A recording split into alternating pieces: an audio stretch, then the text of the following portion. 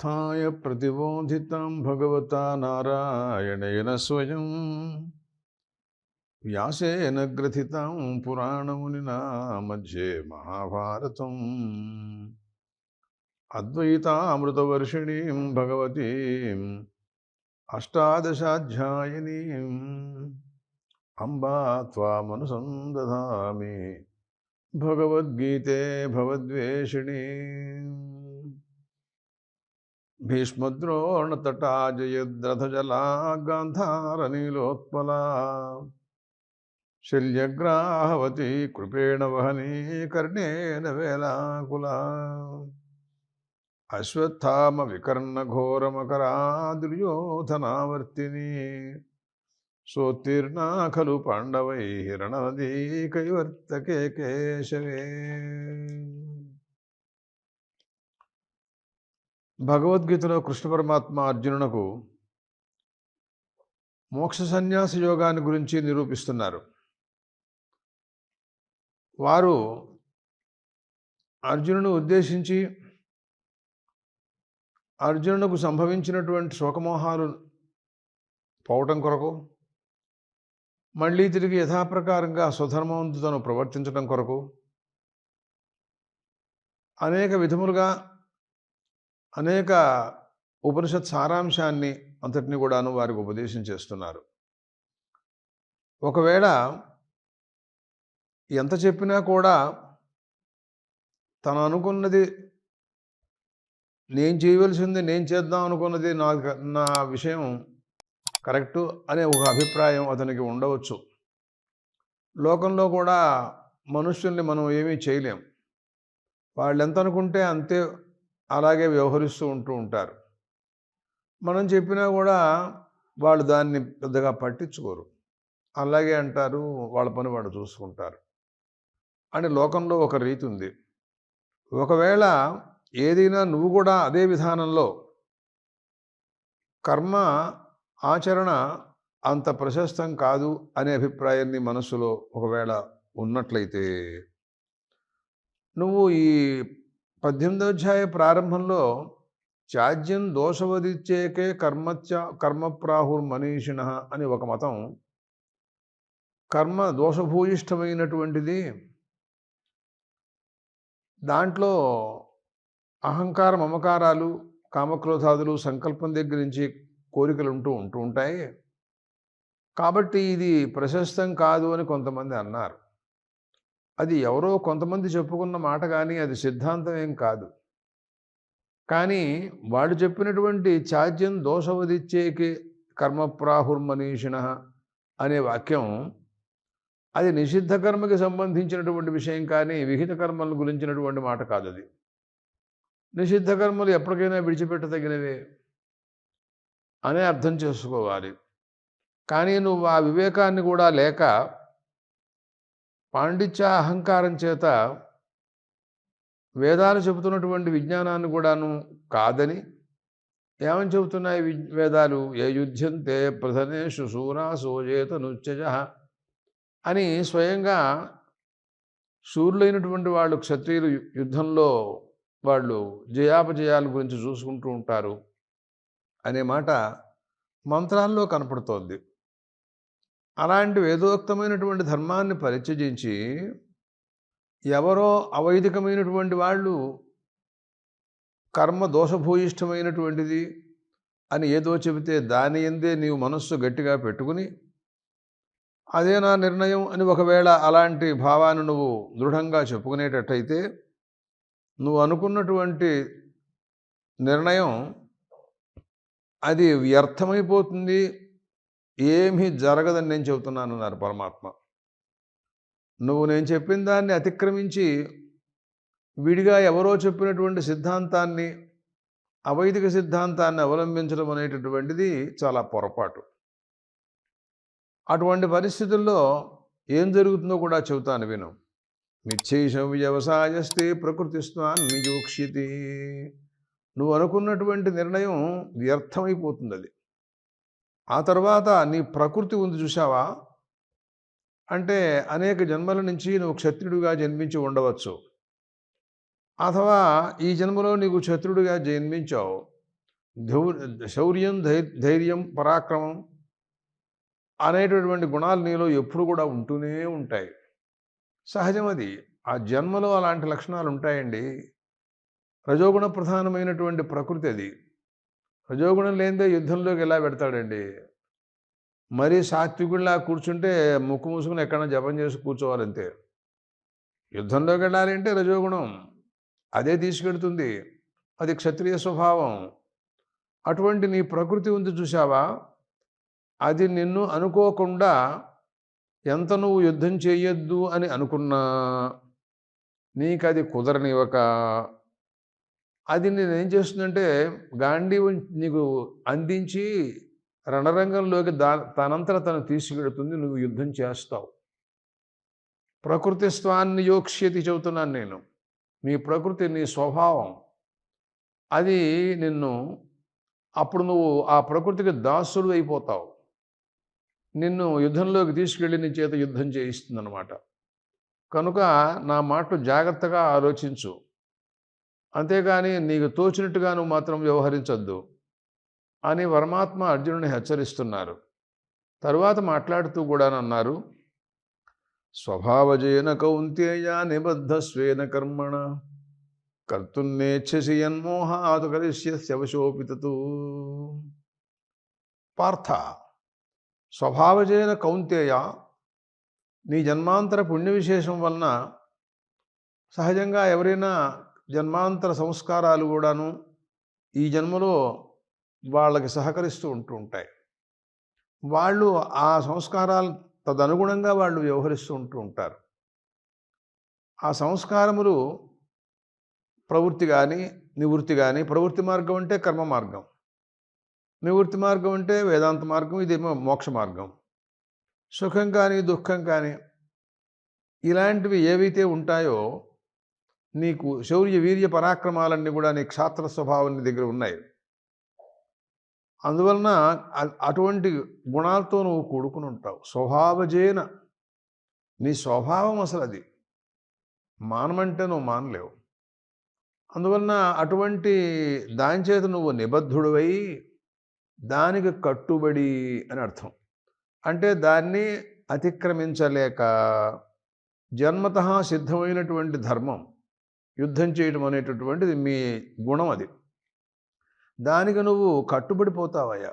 స్వేన కర్మణ, అటువంటి దాని చేత నువ్వు కట్టుబడిపోయి నువ్వు ఒకవేళ యుద్ధం చేయొద్దు అని ఒకవేళ నువ్వు అనుకున్నప్పటికీ కర్తున్నేచ్ఛసి యన్మోహాత్ కరిష్యస్య వశోపితతు. మోహం వలన, అజ్ఞానం వలన, అది ఇంకా అంతకంటే పదాలు ఏం వాడాలో తెలియదు. దాన్ని మౌర్ఖ్యం అంటే బాగుండదేమో, చాలా మహాత్ముడు అర్జునుడు, అందుకోసం అని అనలేకపోతున్నాం. దీంట్లో ఉన్న ప్రకారంగా కృష్ణుడు చెప్పిన ప్రకారంగా మోహాత్ అని అన్నారు ఆయన. అంటే ఏదో అశాస్త్రీయమైనటువంటి సిద్ధాంతం పట్ల వ్యామోహం కలిగి ఉంటుంది అతనికి. కలిగి ఉండవచ్చు. ఇంకా అతనేం అనలేదు. పరమాత్మ మాత్రం ఇవన్నీ ముందే చెబుతున్నారు. కాబట్టి నువ్వు ఆ రకంగా వ్యవహరిస్తూ ప్రకృతికి నువ్వు స్వాధీనమైపోతావు, చూసుకో. నేను చెబుతున్నాను. అంతేగాని నువ్వు ప్రకృతిని అతిక్రమించలేవు. నీ ప్రకృతి క్షత్ర ప్రకృతి. క్షత్రియుడిని వాడు యుద్ధం చేసి తీరాలి. నేను ఏర్పాటు చేసిన ఏర్పాటయ్యా ఇది ప్రపంచకంలో. నా సిద్ధాంతాన్ని అతిక్రమించడానికి నువ్వెవరు అసలు? క్షత్రియుడైన వాడు యుద్ధం చేసి తీరవలసిందే. బ్రాహ్మణైన వాడు బ్రాహ్మణుకుండే ధర్మాలు వాడు ఆచరించవలసిందే. అలా చేయని పక్షంలో నేను శిక్షించే అధికారం నాకు ఉంటుంది. నేను అసలు అవతరించింది దానికోసమని. యదా యదా హి ధర్మస్య గ్లానిర్భవతి భారత అభ్యుత్థానం అధర్మస్య తదాత్మానం సృజామ్యహం అని కదా నా నియమం, నా ప్రతిజ్ఞది. కాబట్టి అధర్మ నిర్మూలనం చేయటం నా ధర్మం. అధర్మాత్ములైనటువంటి కౌరవులందరినీ కూడా నిర్మూలనం చేయటం కోసమనే నేను బయలుదేరుతున్నాను. అసలు ఈ యుద్ధం దానికోసమనే. భూమండలం అంతా భూదేవి దుర్మార్గులైనటువంటి రాక్షసప్రాయులైనటువంటి రాజులు సంచరించడం చేత చాలా వాళ్ళ సంచారం ఆమెకు ముళ్ళు గుచ్చుకున్నట్టుగా ఉన్నాయి. ఏడిచింది పాపం ఆవిడ. వచ్చి నాకు స్వర్గలోకంలో చెప్పుకుంది నాతో, నేను వస్తున్నా పదమ్మా, నీకెందుకు, నీ బాధ తగ్గిస్తా కదా అని చెప్పాను నేను. కాబట్టి వాడు నేను సంహరించదలుచుకున్నాను నేను. ఇదివరకే చెప్పాను నీకు ఈ విషయం. మయీవేతే నిహతాః పూర్వమేవ నిమిత్తమాత్రం భవ్య సవ్యసాచిందని చెప్పాను. వీళ్ళని ఇదివరకే నేను సంకల్పమాత్రం చేత నేను వీళ్ళందరినీ కూడా సంహరించేశానయ్యా. వాళ్ళ ప్రాణాలు నా చేతిలో ఉన్నాయి. ఊరికే తిరుగుతున్నారంతే అటు ఇటు. నువ్వు బాణం వేస్తే వాడు పోయినట్టుగా రేపొద్దున అందరూ చూస్తారు. అది జరగాల్సింది. అంతకంటే నువ్వు చేయక్కర్లేదు. దానికి కావాల్సిన విధానం అంతా నా చేతిలోనే ఉంది అనే విషయం పరమాత్మ ఎదురుకు ఎప్పుడో చెప్పారు. కాబట్టి ఆ రకంగానే నువ్వు వ్యవహరించాలి. కానీ వ్యతిరేకంగా ఇష్టం వచ్చినట్టుగా నాకు తోచినట్టుగా నేను చేస్తాను అని మాత్రం నువ్వు అనుకోవటం చాలా పొరపాటు. అలా అనుకున్నట్టయితే బలాత్కారంగా నిన్ను నీ ప్రకృతి రణరంగంలోకి తీసుకెళ్ళి యుద్ధం చేయిస్తుందన్నమాట. చెయ్యి పుచ్చుకుని తీసుకెడుతుంది. నీకు గాంధీవం అందిస్తుంది. గాంధీవంలోకి బాణం కూడా అనుసంధానం చేస్తుంది. నీ చేతులు ఆ రకంగా నడుస్తాయి, నీ కాళ్ళు అలా నడుస్తాయి. నువ్వేం చేయలేవు. అది పరిస్థితి. అందుకోసమని అది ప్రకృతి అంటారు, దాని పేరు అనమాట.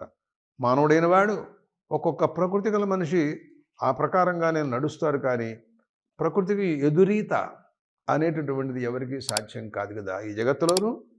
అందువలన లోపల ఉండి నడిపించేటటువంటి నేనే, నాకు తెలుసు ఎవరు ఏం చేయదలుచుకుంటున్నారో, ఎవరు ఏం చేస్తున్నారో వాటిని అన్నిటినీ లోపల ఉండి నేను చూస్తూనే ఉన్నాను. పార్థ, నేనంటే ఎవరో అనుకుంటున్నావు నువ్వు. ఈశ్వర సర్వభూతానాం హృదయేర్జున తిష్టతి భ్రామయన్ సర్వభూతాని యంత్రారూఢాని మాయయా. కౌంతేయ, నేను ఈశ్వరునయ్యా.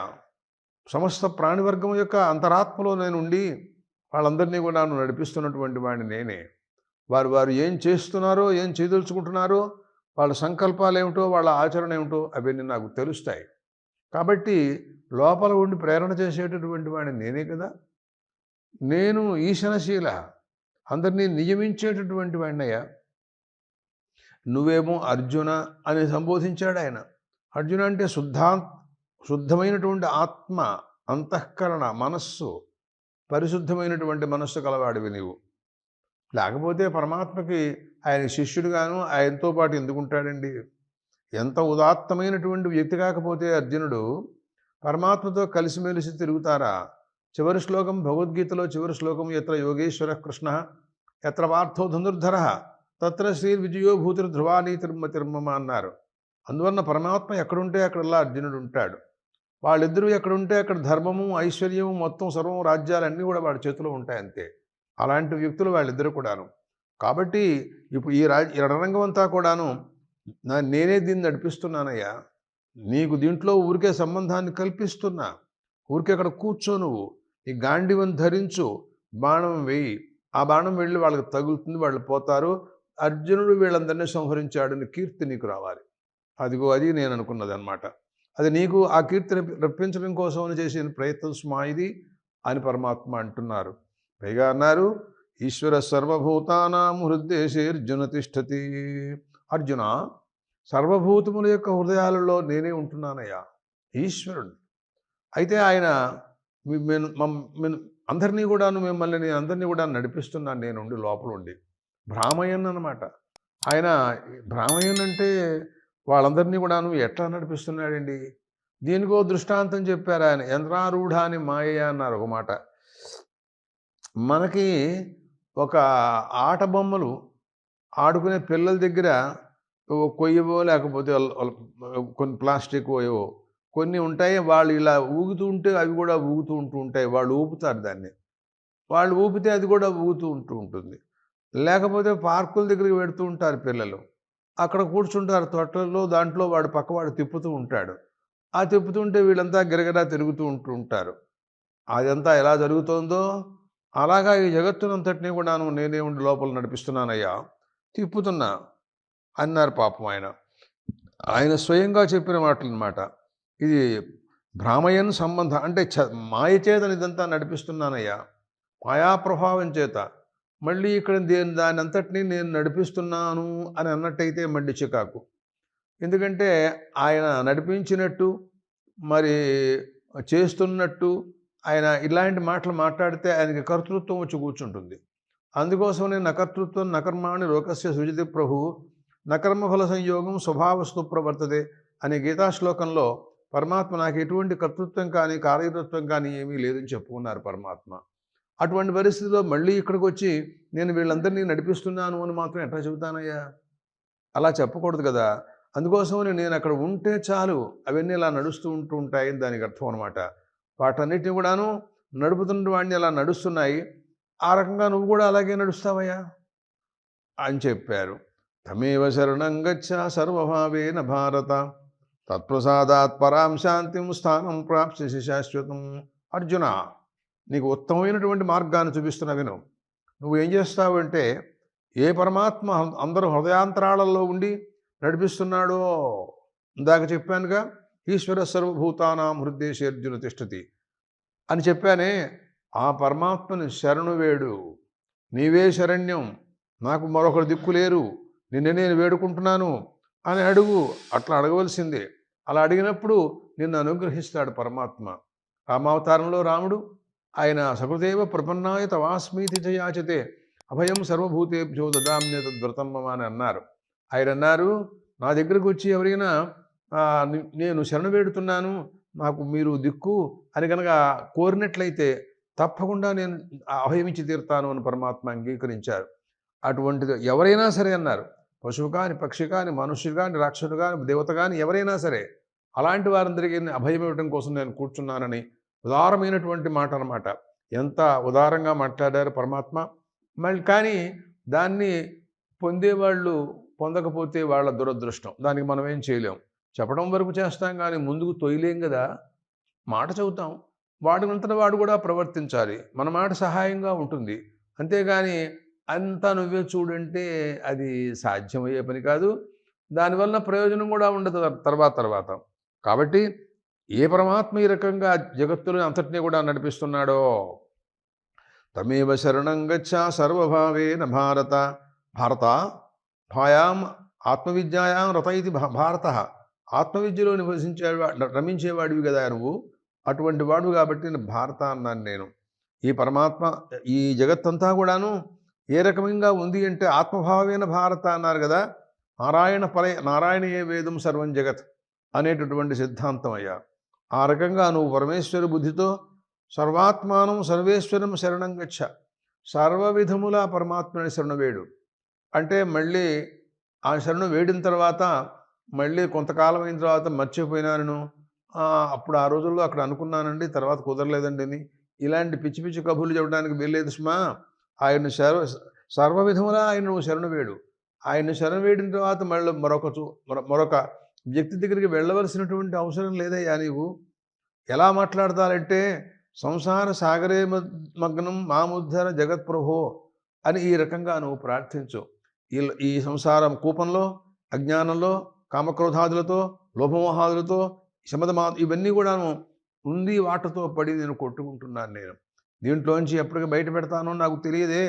ఆ రకంగా ఉంటున్నటువంటి తమరిని నేను శరణు వేడుకుంటున్నాను.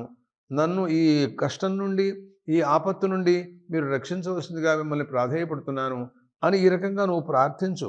అలాంటి పరిస్థితుల్లో పరమాత్మ నీకు దుఃఖం లేకుండా చేసి నిన్ను రక్షించడం ఆయన వంతు తప్పకుండా చూస్తాడు.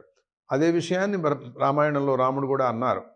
ఏ దేవత అయినా, ఏ పరమాత్మ అయినా, ఏ అవతారంలోనైనా, కృష్ణుడైనా, రాముడైనా, ఎవరైనా అలాగే చెబుతారు. కానీ రామావతారంలో ఒక సిద్ధాంతం, కృష్ణావతారంలో ఒక సిద్ధాంతం ఎక్కడ ఉండదు. అందరూ ఒకటే రకంగా మాట్లాడతారు. అందువలన నువ్వు ఈశ్వర ప్రసాదం, పరమాత్మ అనుగ్రహం నీకు కలగాలి. తమేవ శరణం గచ్చ సర్వభావేన భారత తత్ప్రసాదాత్ పరాం శాంతిం. ఆ పరమాత్మ నిన్ను అనుగ్రహించాడనుకో, నువ్వు ప్రాధేయపట్టణంలో ఉంటుంది. నువ్వు గనక సర్వాత్మన శరణు వేడినట్టయితే తప్పకుండా నిన్ను కాపాడుతారు పరమాత్మ. అటువంటి పరమాత్మ అనుగ్రహం నీకు పరిపూర్ణంగా లభిస్తుందయ్యా. కేవలం అసంగ చిద్రూపమైనటువంటి పరబ్రహ్మని పొందుతావు. ఆ తర్వాత పరాం శాంతిం స్థానం ప్రాప్స్యసి శాశ్వతం, ఉత్తమమైనటువంటి శాంతి నీకు లభిస్తుందయ్యా. ఇంకా ఇప్పుడు రణరంగంలో ఉన్నావనుకో, ఏం జరుగుతుందో తెలియదు. ఏ రోజున ఎప్పుడు ఎటువంటి మార్పు జరుగుతుంది అంటే రణరంగం అట్టగే ఉంటుంది. అది దాంట్లో భయపడుతూ ఉంటారు అందరూ కూడాను. ఎవరి ప్రాణాలు ఎప్పుడు పోతాయో తెలియదు. అలా కాకుండా పరమశాంతి నీకు లభిస్తుంది. ఆ పరమాత్మను నువ్వు శరణు వేడు. స్థానం ప్రాప్స్యసి శాశ్వతం. మరొక మాట కూడా చెబుతున్నాను నీకు. ఆయన అనుగ్రహం పరమాత్మ అనుగ్రహం నీకు ఉన్నట్లయితే తప్పకుండా ఉత్తమ స్థానం, బ్రహ్మస్థానం అనుకో, ఇంకా అంతకంటే ఉత్కృష్టమైనటువంటి స్థానం ప్రపంచంలో ఏముంటుందయ్యా? అలాంటి స్థితి నువ్వు ముక్తుడివైపోతావయ్యా, సందేహం లేదు దీంట్లోనూ. అంటే ఇవన్నీ ఉత్సాహపరచడం కోసం చెబుతున్న కబుర్లు కాదోయ్. కొంతమంది మాకు వేదాల్లో అర్థవాద వాక్యాలు ఉన్నాయండి. ఆ వాక్యాలు ఏం చేస్తాయంటే కర్మకాండలో మానవుల్ని ప్రవర్తింపజేయడం కోసమని వాళ్ళని ఎత్తేసి వాడిని స్తోత్రాలు ఉంటాయి. చేస్తుంటే వాడు ఉబ్బిపోతూ ఉంటాడు. దానివలన వాడు రేపొద్దున ఆ కర్మకాండలో ప్రవర్తించడం కోసం ప్రయత్నిస్తూ ఉంటాడు. నీకెందుకు ఐశ్వర్యం, ఇదిగోనయ్యా ఇది చూసుకో 3 నిమిషాలు, ఇలాంటి కబుర్లేవో చెబుతూ ఉంటుంటాయి. అందుకోసమే గీతాచార్యుడు మాట్లాడుతూ ఈ కర్మానుష్ఠానం చేసే వాళ్ళని గురించి, ఆ కర్మఫలాన్ని గురించి ప్రశంసించేటటువంటి అర్థవాద వాక్యాలు వాట్లను గురించి మాట్లాడుతూ ఓ మాట అన్నారు ఆయన. ఏమన్నారంటే, యామిమాం పుష్పితాం వాచం ప్రవదంచ విపశ్చిత వేదవాద రథాః పార్థ నాణ్యదస్తీతి వాదిన అన్నారండి ఆయన. వాళ్ళు ఆ వేదాలు పుష్పిత వాక్కులను చెబుతుంటాయ్యా. పుష్పిత వాక్కులు, ఫలిత వాక్కులను 2 రకాల వాక్కులు ఉన్నాయి. పుష్పిత వాక్కులు అంటే ఆపాతరమణీయంగా ఉంటాయి, వినటానికి చాలా సొంపుగా బాగుంటుంది. ఆహా, నువ్వు ఇంద్రలోకంలో ఉంటావు అని అపామ సోమం అమృత అభూమ అదస్మజ్యోతిరవిధామదేవాన్ కిమస్మాన్ కృణవదనాతి కిమ ధూర్తిరమృతమృత్యస్య అని అనుకుంటూ ఉంటారండి వాళ్ళు. వాళ్ళట సోమపానం చేశారట, వాళ్ళు అమృతులైపోతారట. వాళ్ళట జ్యోతిని చూశారట, స్వర్గలోకంలోకి పెడతారట, అక్కడ దేవతలతో ఆడుకుంటారట. ఇది వాళ్ళు చెప్పే కబుర్లు తెల్ల. కానీ తర్వాత ఆ పుణ్యం అయిపోయిన తర్వాత ఏం జరుగుతుందో అది చెప్పరే. క్షీణే పుణ్యే మర్త్యలోకం విశంతి, మళ్ళీ వెనక్కి వచ్చేస్తారు. ఇది కదా త్రయీధర్మం ఇలా ఉంటుందని చెప్పాడే భగవద్గీతలో కృష్ణ పరమాత్మ. వేదాలు చదువుకుని 3 వేదాలు అధ్యయనాలు చేసి కర్మకాండలో తిరిగి ఈ రకంగా ఫలాలు పొందినటువంటి వాళ్ళందరూ కూడాను మళ్ళీ తిరిగి భూలోకంలో జన్మించవలసిందే, కానీ అంతతో వాళ్ళకి ముక్తి అనే మాట రాదు కదా. కాబట్టి ఈ రకంగా పరమాత్మనే శరణు వేడినటువంటి వారు ఉన్నాయే అంటే అన్నిటినీ కూడాను విడిచిపెట్టేసి, అదే ముందు శ్లోకాల్లో వస్తోంది, సర్వధర్మాన్ పరిత్యజ్య మామేకం శరణం వ్రజ అహంతా సర్వపాపేభ్యో మోక్షయిష్యామి మా శుచః అని అంటారు పరమాత్మ. స్వయంగా ఆయనంతా ఆయన చెబుతున్నటువంటి మాటలు మామూలు మాటలు కావు. ఇది భగవద్గీత కృష్ణ పరమాత్మ చెప్పినటువంటి కబుర్లు, కానీ మనం తోచినటువంటి మాట్లాడుకునే మాటలు కాదు కదా ఇదంతా కూడాను. ఈ రకంగా నువ్వు అనుగ్రహాన్ని తప్పకుండా పొందు అని చెప్పారు. ఇది తే గుహ్యమాఖ్యాతం గుహ్యాద్ గుహ్యతరం మయ విమృశ్యైతదశేషేణ యథేచ్ఛసి తథా కురు. ఏమోయ్ పార్థ, ఇదిగోనయ్యా నీకింతకాలంగా నేను ఎన్నో విశేషాలు మాట్లాడానయ్యా. అంటే మనం అంటే ఇదంతా చూస్తే చాలా కాలంగా మనం ఈ భగవద్గీతను గురించి మనం విచారిస్తున్నాం ఇది. కానీ అక్కడ రణరంగంలో పరమాత్మ ఎంతసేపు ఉపదేశం చేశారో తెలియదు. ఎందుకంటే యుద్ధం సిద్ధంగా ఉందండి. అటువంటి పరిస్థితుల్లో ఈయనేమిటో దండాలు పెట్టుకుంటూ కూర్చుంటాడు ఈ అర్జునుడు ఆ కృష్ణుడి దగ్గర. ఆయన ఏదో అభయమిస్తున్నట్టుగా మాట్లాడుతూ ఉపన్యాసం చెబుతూ ఉంటాడు. మరి అది ఎంతసేపు చెప్పాడో ఏమిటో మనకు తెలియదు. దానంతటినీ వేదవ్యాస మహర్షి ఇట్లా రాశారనమాట. ఆయన రాసిన దాన్ని మనం అందరం కూడా వింటున్నాం ఇప్పుడు. కాబట్టి ఏదో చాలాసేపు చెప్పి ఉండొచ్చు ఆయన. ఎందుకంటే అవతల పక్క శత్రువులు కూడా వీళ్ళు ఏం చేస్తున్నారో చూస్తూనే ఉంటారుగా. ఆయన ఏదో దండాలు పెట్టడం, ఈయన ఏదో చెబుతూ ఉండటం, ఇది చూస్తున్నారు వాళ్ళు. అటువంటిప్పుడు యుద్ధం ఎలా చేస్తారండి? అవతల వాడు కూడా ధనుర్బాణాలు పుచ్చుకొని యుద్ధానికి సిద్ధమైతే వాళ్ళు కూడా యువతల వాళ్ళు కూడా యుద్ధానికి సిద్ధం అవుతారు. వాళ్ళకి సిద్ధంగా లేనప్పుడు వీళ్ళే యుద్ధం చేస్తారు వాళ్ళతో. ఈయనేమో దండాలు పెడుతూ కూర్చున్నాడు కదా. సరే, అదే పాపం భీష్మాచార్యులు అనుకున్నారు, నా యోగం మంచిది కాదు, నేను ఈ పార్టీలో పడిపోయినాను, నేను కూడా అక్కడ ఉన్నట్టయితే ఆ భగవంతుని ముఖంలోంచి ఆ వచ్చినటువంటి గీతంతా నేను కూడా వినేవాడిని కదా, అది అర్జునుడికి ఒక్కడికే దక్కింది అని పాపం ఆయన చింతించాడు అక్కడ కూర్చుని. సరే, ఏం చేస్తాడు, అవతల పార్టీలో ఉన్నాడు ఆయన, అది అలా ఉంచండి. కాబట్టి ఇదిగో పార్థ విమృశ్య ఇతితే గుహ్యమాఖ్యాతం, 2వ అధ్యాయంలో నేను అక్కడి నుంచి చెప్తున్నటువంటి సంగ్రహ మాట 2 మాటలు చెబుతాను వీరు. నత్వేవాహం జాతునాసన్ నత్తన్నేమే జనాధిపాహ నచైవన భవిష్యామ సర్వే వయవతః పరం అని ఒక శ్లోకం చెప్పారు. ఒక శ్లోకం ఏంటి, దాని గురించినటువంటి శ్లోకాలు చాలా ఉన్నాయి. అంటే అది పరిపూర్ణమైనటువంటి ఆత్మస్వరూపాన్ని గురించినటువంటి విజ్ఞానాన్ని అక్కడ బోధించాను అనమాట. ఆ సందర్భంలో ఆయా శ్లోకాల్లో అక్కడ ఉండేటటువంటి శ్లోకాలు ఇలాంటివి. నత్వే వాహన్ జాతునాసన్ నత్తన్నేమే జనాధిప అనే ప్రారంభించినటువంటివి. తర్వాత స్థానం ప్రాప్స్యసి శాశ్వతం అని వెనక శ్లోకంలో ఇప్పుడు కూడా మాట్లాడుతూ ఆయన అన్నారు, తత్ప్రసాదాత్ పరాం శాంతిం స్థానం ప్రాప్స్యసి శాశ్వతం అని. ఇంతవరకు కూడా నేను బ్రహ్మాత్మైకత్వ విజ్ఞానాన్ని చెప్పానయ్యా. కేవలం పరిపూర్ణమైనటువంటి జీవబ్రహ్మ జీవ పరమాత్మ యొక్క ఐక్యం, అది జీవాత్మైక్యం అంటే అదే. అంటే పరమాత్మ కంటే జీవుడు వేరుగా లేడు అనేటటువంటి సిద్ధాంతం. ఆ సిద్ధాంతం అనుభవాత్మకంగా ఉండాలి, కబుర్లలో ఉండిపోకూడదు. కబుర్లు చెప్పచ్చు, ఉపన్యాసాలు చెప్పచ్చు, కానీ ఆ అనుభవం ఎక్కడి నుంచి వస్తుంది? అదిగో అలాంటి విజ్ఞానం నీకు ఈ గీతాశాస్త్రం అట్లాంటిది. కేవలం పరిపూర్ణమైనటువంటి బ్రహ్మాత్మికత్వ విజ్ఞానం చెప్పడం కోసం బయలుదేరిందయా. అది గుహ్యాత్ గోపనీయం అన్నాడు. పరమ రహస్యాతి రహస్యమైనటువంటి విజ్ఞానం ఇదంతా కూడాను. రహస్యం అంటే ఉపనిషత్తులు అని దానికి అర్థం. ఆ ఉపనిషత్తులు ఇదే చెబుతూ ఉంటాయి ఎప్పుడూ కూడాను. అదే పరమాత్మ కూడా భగవద్గీతలో కూడా చెప్పారు. అది ఎంతో గోపనీయం, జాగ్రత్త చేసుకోవాల్సినటువంటి విజ్ఞానమయ్యా ఇదంతాను. నువ్వు మనస్సులో పెట్టుకుని నిరంతరం విచారణ చేస్తూ, చింతన చేస్తూ, ధ్యానం చేస్తూ, అనుభవాన్ని తెచ్చుకుని ఆనందిస్తూ ఉండాలయ్యా. అలాంటిది పరమరహస్యమయ్యా ఈ జ్ఞానశాస్త్రం. ఇది మామూలు శాస్త్రం కాదయ్యా, ఇది కేవలం అధ్యాత్మ విద్య. మొన్న విద్యల్లో కల్లా ఉత్తమ విద్య రాజవిద్య, రాజగుహ్యం అన్నాడు భగవద్గీతలో. ఇది రాజవిద్యని దానికి పేరిట్టాడు. అలాంటిది కదా వేదాంత శాస్త్రం అంటేను. నువ్వేమో ముముక్షువి, అందుకోసమనే శరణు వేడావు కదా. నాకు మాట్లాడుతూ నేను శిష్యస్నేహం శాధిమాన్ త్వాం ప్రపన్నం అన్న ఓ సందర్భంలో, నేను శిష్యుణ్ణి, నన్ను శాసించండి, మీ శాసనకు నేను బద్ధుణ్ణి, మీరు ఎలా చేయమంటే అలా చేస్తాను అనే భావం ఇదివరకు నాకు చెప్పెట్టి పెట్టావు. ఇప్పుడు కూడా నేను కూడాను శరణు వేయడమని చెబుతున్నాను. నేను తమేవ శరణం గచ్చా సర్వభావేన భారత అనే వాక్యంలో ఆ ఈశ్వరుణ్ణి శరణు వేయడమయ్యా అని నేను చెప్పాను కదా. అలాంటి యోగ్యమైనటువంటి వ్యక్తివి కాబట్టి నేను ఈ ఉన్నతమైనటువంటి ఉదాత్తమైనటువంటి విద్యని, బ్రహ్మాత్మికత్వ విజ్ఞానం అండి ఇదంతాను, అలాంటి విజ్ఞానాన్ని నీకు ఉపదేశం చేశానయ్యా. అదిగో ఇది గీతాశాస్త్రం అన్నమాట. నువ్వు ఈ ప్రకారంగా నా వల్ల మొత్తం విజ్ఞానం అంతా విన్నావయ్యా. తర్వాత విమృశ్యైత దశేషేణ యథేచ్ఛసి తథాకురు అంతా విన్నావు కాబట్టి నీ ఇష్టం. తర్వాత చెప్పడం నా వంతు, ఆలోచించుకుని నిర్ణయించుకుని నీకు తోచినట్టు నువ్వు చేసుకో.